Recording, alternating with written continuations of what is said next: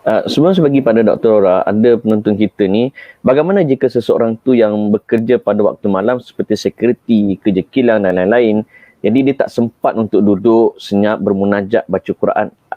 Apa yang dia boleh buat sebagai pengisian dalam mencari Lailatul Qadar, Dr. Mazhar?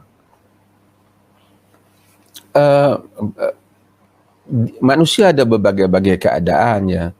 Kalau sekiranya, macam saya kata tadi, kadang-kadang orang tu dia bertugas. Tugas itu pun sebahagian daripada pahalanya.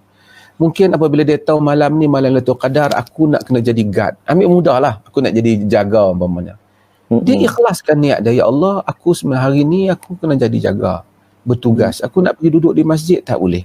Tapi ibadat ini banyak, istighfar ibadat. Kan? Sebab tu kita wabil ashari hum yastaghfirun, pada waktu sahur mereka beristighfar, maka dia pun beristighfar kerana dia terpaksa berdiri tak boleh nak solat, dia beristighfar. Dia boleh bertasbih, dia boleh bertakbir, dia boleh berselawat kepada Nabi sallallahu alaihi wasallam.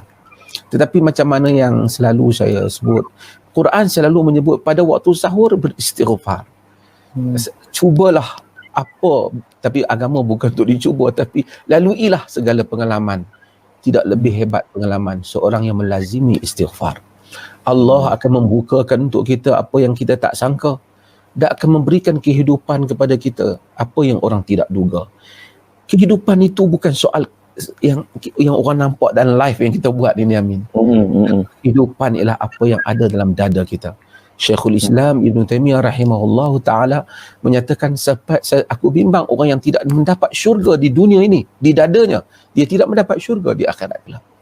Sebab itu manusia yang mukmin, di dalam dadanya ada syurga, di dalam dadanya ada kenikmatan. Sebab itu para sahabat radhiyallahu anhum mereka terpaksa macam-macam. Sebab itu Al-Quran apabila bersebut tentang orang-orang yang berqiyamul lail, Allah Subhanahu wa taala bagi tahu, Allah tahu di kalangan kamu ada orang, ada yang marda, ada yang sakit, fil ardi yabtaghuna min fadlillah wa akharuna yuqatiluna fi sabilillah, macam-macam. Jadi manusia berbagai-bagai keadaan, ada yang sakit, ada yang terpaksa kerja.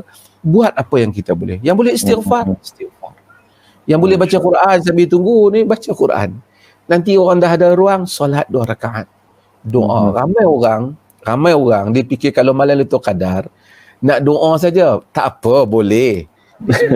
Imam Nawawi rahimahullahu ta'ala dikatakan apabila dia melihat cahaya keindahan malam Lailatul Qadar, lalu kemudian dia telah mendapat kurniaan Allah yang besar sehingga dia menjadi imam yang besar.